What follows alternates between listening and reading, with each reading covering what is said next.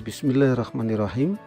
Assalamualaikum warahmatullahi wabarakatuh. Alhamdulillahillazi arsala rasulahu bil huda wa dinil haqq liyuzhirahu 'ala dini kulli wa kafa billahi syahida. Asyhadu an la ilaha illallah wahdahu la syarikalah wa asyhadu anna Muhammadan abduhu wa rasuluh la nabiyya ba'da. Allahumma shalli ala sayyidina Muhammad wa ala alihi wa ashabihi wa man tabi'ahum bi ihsanin ila yaumiddin, amma ba'du. Mohon izin teman-teman, kami dari kelompok 2 akan melakukan penyampaian presentasi tentang metodologi penelitian, populasi dan sampling atau kuantitatif, partisipan dan informan kunci atau kualitatif. Alhamdulillah, dosen pengampu kita, semoga Allah Subhanahu wa Ta'ala memberikan keberkahan, kesehatan kepada dosen-dosen kita yang selalu membimbing dan mengarahkan kita, yaitu Dr. Sri Imawati MPD, juga Dr. Ahmad Syarif MPD. Adapun kelompok 2 yaitu Saudara Alkoni Mahesa, Saudari Gita Prasasti Prihatini Mulyawan, Saudara Hidayat Supriyatna, saya sendiri juga Saudari Ikrimah. Slide pertama menerapkan konsep populasi. Teman-teman, apa sih sebetulnya populasi itu? Populasi adalah wilayah generalisasi yang terdiri atas objek atau subjek yang mempunyai kualitas dan karakteristik tertentu yang ditetapkan oleh peneliti untuk dipelajari kemudian ditarik kesimpulannya. Begitu yang disampaikan oleh Pak Sugiono pada tahun 2013 di dalam buku yang beliau tuliskan. Jadi teman-teman, populasi ini bukan hanya objek orang, benda-benda alam lain, tetapi populasi juga bukan sekedar jumlah yang ada pada objek atau subjek yang dipelajari tadi, tetapi meliputi juga seluruh karakteristik atau sifat yang dimiliki oleh subjek ataupun objek tersebut. Teman-teman, sebetulnya berapa sih jenis populasi itu? Populasi itu ada 2 jenis. Yang pertama adalah populasi terbatas. Apa yang dimaksud dengan populasi terbatas? Populasi yang memiliki batas kuantitatif secara jelas karena memiliki karakteristik yang terbatas. Misalkan ketika kita melakukan penelitian pada perusahaan X, maka perusahaan X ini merupakan satu populasi di mana perusahaan ini memiliki karyawan ataupun orang, ya, subjek dan juga objek yang lain. Dan ini adalah pengertian populasi dalam arti jumlah atau kuantitas. Yang kedua yaitu populasi tak terbatas. Populasi yang tidak dapat ditemukan batas-batasannya sehingga tidak dapat dinyatakan dalam bentuk jumlah secara kuantitatif. Nah, kalau kita misalkan tadi dalam perusahaan tadi, di dalam perusahaan itu ada namanya manusia, ya kan? Sekelompok manusia yang tentu memiliki karakteristik bagaimanakah kepemimpinannya, bagaimanakah iklim organisasinya ataupun kebijakan, prosedur kerja dan lain sebagainya. Yang tentu ini juga merupakan populasi, tetapi di dalam artian populasi arti karakteristik ataupun populasi yang tak terbatas. Silahkan kepada Bu Gita slide selanjutnya. Assalamualaikum. Kita masuk ke jenis populasi berdasarkan masalah. Ada 2. Yang pertama populasi homogen, yaitu populasi yang unsur-unsurnya memiliki sifat yang sama. yaitu contohnya seorang dokter yang akan melihat golongan darah seseorang, maka ia cukup mengambil setetes darah saja. Karena dengan setetes ataupun satu botol yang ia ambil, hasilnya akan tetap sama. Selanjutnya yang kedua, populasi heterogen, yaitu populasi yang unsur-unsurnya memiliki sifat atau keadaan yang bervariasi. Penelitian di bidang sosial yang objeknya manusia atau gejala-gejala dalam kehidupan manusia menghadapi populasi yang heterogen atau bermacam-macam. Selanjutnya kita masuk ke menentukan jenis sampling. Menurut Sugiono, sampel adalah sebagian dari jumlah dan karakteristik yang dimiliki oleh populasi. Sedangkan menurut Margono, sampel dalam suatu penelitian timbul disebabkan hal berikut. Yang pertama, peneliti bermaksud mereduksi objek penelitian sebagai akibat dari besarnya jumlah populasi, sehingga harus meneliti sebagian saja. Yang kedua, penelitian bermaksud mengadakan generalisasi dari hasil-hasil penelitiannya dalam arti mengenalkan kesimpulan kepada objek, gejala, atau kejadian yang lebih luas. Margono juga menyatakan alasan diadakannya sampling ada beberapa hal. Yang pertama, ukuran populasi. Dalam hal populasi tak terbatas berupa parameter yang jumlahnya tidak diketahui dengan pasti. Pada dasarnya bersifat konseptual. Karena itu, tidak mungkin mengumpulkan data dari populasi seperti itu. Yang kedua, masalah biaya. Besar kecilnya biaya tergantung dari banyak sedikitnya objek yang diteliti. Sampling merupakan cara untuk mengurangi biaya. Yang ketiga, masalah waktu. Penelitian sampel memerlukan waktu yang lebih sedikit dibandingkan dengan penelitian populasi. Sehubungan dengan itu, penelitian sampel lebih tepat dilakukan. Selanjutnya yang keempat, percobaan yang sifatnya merusak. Banyak penelitian yang tidak dapat dilakukan pada seluruh populasi karena dapat merusak atau merugikan. Yang kelima, masalah ketelitian. Ketelitian ini meliputi pengumpulan, pencatatan, dan analisis data. Yang terakhir, masalah ekonomis. Penelitian sampel pada dasarnya akan lebih ekonomis daripada penelitian populasi. Selanjutnya kita masuk ke teknik sampling penelitian kuantitatif.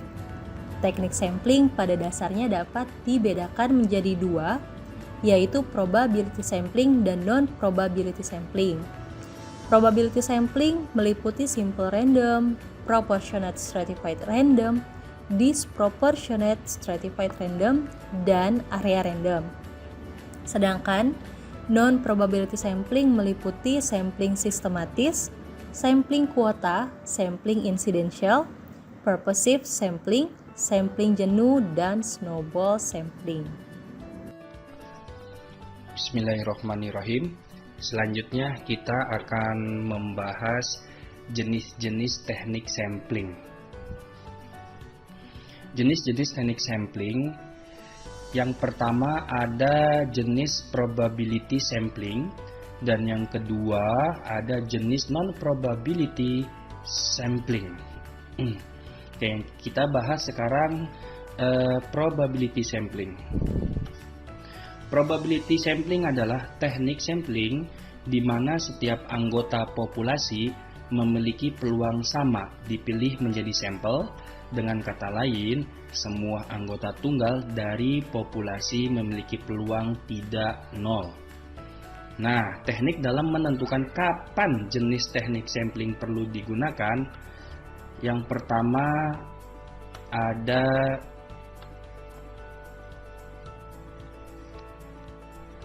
simple random sampling atau sampling acak sederhana.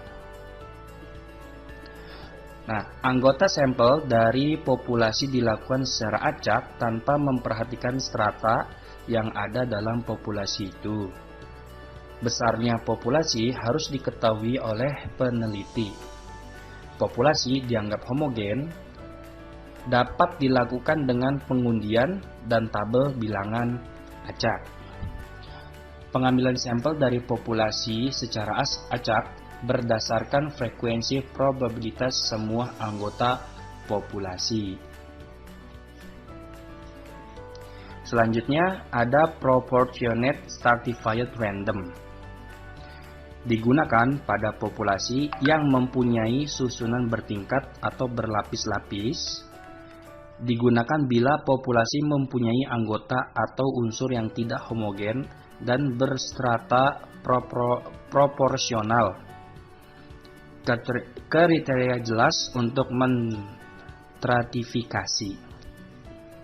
Misalnya, populasi dibagi ke dalam anak-anak dan orang tua, kemudian memilih masing-masing wakil dan keduanya.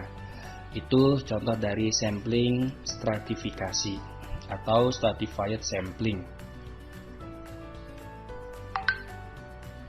Selanjutnya ada disproportionate stratified random. Digunakan untuk menentukan jumlah sampel bila populasi berstrata tetapi kurang proporsional. Selanjutnya yaitu cluster sampling atau sampling rumpun. Digunakan untuk menentukan sampel bila objek yang akan diteliti atau sumber data sangat luas. Misalnya populasi adalah Jawa Tengah. Selanjutnya yang kedua ada non-probability sampling. Teknik non-probability sampling bahwa setiap anggota populasi memiliki peluang 0. Artinya pengambilan sampel didasarkan kriteria tertentu seperti judgement, status, kuantitas, kesukarelaan, dan sebagainya. Teknik dasar dalam menentukan non-probability sampling dengan turunan dan variasinya sesuai kapan dibutuhkannya, yaitu yang pertama ada sampling sistematis. Teknik pengambilan sampel berdasarkan urutan dari anggota populasi yang telah diberi nomor urut. Yang kedua ada sampling quota. Teknik untuk menentukan sampel dari populasi yang mempunyai ciri-ciri tertentu sampai jumlah yang diinginkan. Sampel diambil dengan memberikan jatah atau quorum tertentu terhadap kelompok. Misalnya seperti ini. Jumlah sampel laki-laki 50 orang, maka sampel perempuan juga 50 orang. Yang ketiga, ada sampling incidental. Teknik penentuan sampel berdasarkan kebetulan, yaitu siapa saja yang secara kebetulan bertemu dengan peneliti dapat digunakan sebagai sampel. Bila dipandang orang kebetulan ditemui, ini cocok sebagai sumber data. Selanjutnya yang keempat ada sampling purposive.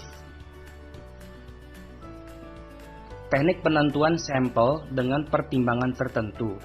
Sampel ini lebih cocok digunakan untuk penelitian kualitatif atau penelitian yang tidak melakukan generalisasi. Misalnya misalnya kita meneliti kriminalitas di Kota Semarang, maka kita mengambil informan yaitu Kapolresta Semarang, selanjutnya seorang pelaku kriminal dan seorang korban kriminal. Yang kelima ada sampling jenuh. Teknik penentuan sampel bila semua anggota populasi digunakan sebagai sampel. Istilah lain sampel jenuh adalah sensus di mana semua anggota populasi dijadikan sampel. Yang terakhir, yang keenam ada snowball sampling. Teknik penentuan sampel yang mula-mula jumlahnya kecil kemudian membesar. Misalnya penelitian tentang korupsi bahwa sumber. Selanjutnya, bagaimana cara menentukan ukuran sampel kuantitatif? Bisa kita lihat di sini ada karakteristik dan kita juga memakai tabel Krejci dan Morgan. Ada tabel Isaac dan Michael dan rumus Lovin. Nah, Di karakteristik sendiri itu ada tujuan penggunaan, bentuk, asumsi taraf kepercayaan, dan asumsi taraf kesalahan. Bisa kita lihat dari tabel Krejci dan Morgan. Itu untuk tujuan penggunaannya itu menunggu proporsi populasi. Bentuk dari tabel Krejci dan Morgan yaitu terdiri dari 2 kolom untuk ukuran populasi N dan kolom untuk ukuran sampel N. Selanjutnya, asumsi taraf kepercayaan dalam tabel Krejci dan Morgan yaitu taraf kepercayaannya 95% memakai C kuadrat. Selanjutnya, asumsi taraf kesalahan dari tabel Krejci dan Morgan sudah ditentukan batas kesalahan 5%. Selanjutnya ada tabel Isaac dan Michael, tujuan penggunaannya menduga proporsi populasi juga. Bentuk dari tabel Isaac dan Michael terdiri dari 4 kolom, yakni N sama dengan populasi, S terdiri atas 3 tingkat kesalahan, 1%, 5%, dan 10%. Asumsi taraf kepercayaan dalam tabel Isaac dan Michael menentukan tingkat kepercayaan yang diinginkan. Selanjutnya, asumsi taraf kesalahan dari tabel Isaac dan Michael itu menentukan tingkat kesalahan 1%, 5%, atau 10%. Selanjutnya, kita lihat di rumus Lovin. Tujuan penggunaannya untuk menduga proporsi populasi juga. Bentuknya seperti apa rumusnya? Bisa kita lihat ada N sama dengan N strip N titik D kuadrat plus 1. N sama dengan apa? Ukuran sampel. N besar di sini ukuran populasi. D sama dengan gelat pendugaan atau taraf kesalahan. Asumsi taraf kepercayaan dalam rumus Lovin itu taraf kepercayaan 95%, distribusi normal. Asumsi taraf kesalahan dari rumus Lovin yaitu didasarkan Halo teman-teman, di sini saya akan melanjutkan materi sebelumnya, yaitu contoh menentukan ukuran sampel. Yaitu ada 3. Yang pertama itu tabel Krejci-Morgan.